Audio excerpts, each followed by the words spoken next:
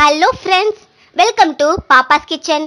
இன்னைக்கு நம்ம கிச்சன்ல இந்த கோடையை குளுகுளுன்னு மாற்றக்கூடிய ஒரு சூப்பரான ஜெல் ட்ரிங்க் தான் பார்க்க போகிறோம்.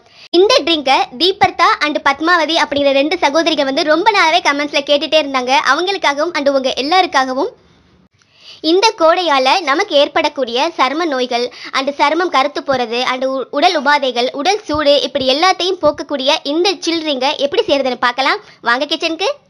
ஒரு மிக்சி ஜாரில் குக்கும்பர், அதாங்க வெள்ளரிக்காய், இந்த மாதிரி ஷேப்பில் கட் பண்ணி எடுத்திருக்கேன். நான் வந்து எங்கள் ஊர் பக்கம் கிடைக்கக்கூடிய கிராமங்களில் ஃப்ரெஷ்ஷாக விளைவிக்கக்கூடிய சின்ன சின்ன வெள்ளரிக்காய் எடுத்திருக்கேன். நீங்கள் பெரிய வெள்ளரிக்காய் யூஸ் பண்ணுறதா இருந்தால் தோல் சீவிட்டு ஆட் பண்ணிக்கோங்க. நான் சின்னதை யூஸ் பண்ணுறதுனால அப்படியே சேர்த்துருக்கேன்.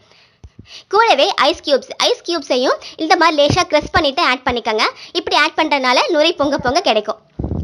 கூடவே ஒரு 3 அல்லது 4 ஸ்பூன் அளவுக்கு கெட்டியான தயிர் வந்து சேர்த்துக்கலாம். தயிர் சேர்த்து செய்கிறனால ரொம்பவே டேஸ்டியாக இருக்கும்.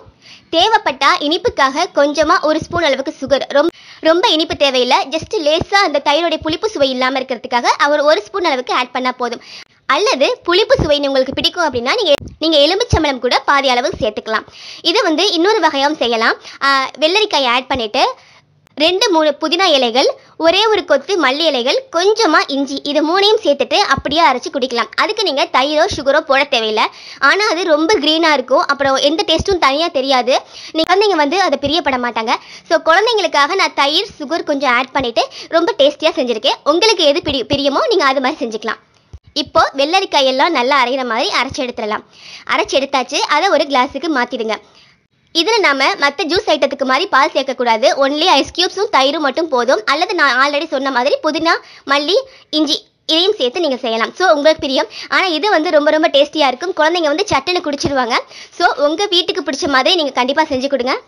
ஸோ உங்கள் குழந்தைங்க எப்படி விரும்புவாங்களோ அது மாதிரி நீங்கள் செஞ்சு அசத்தலாம்.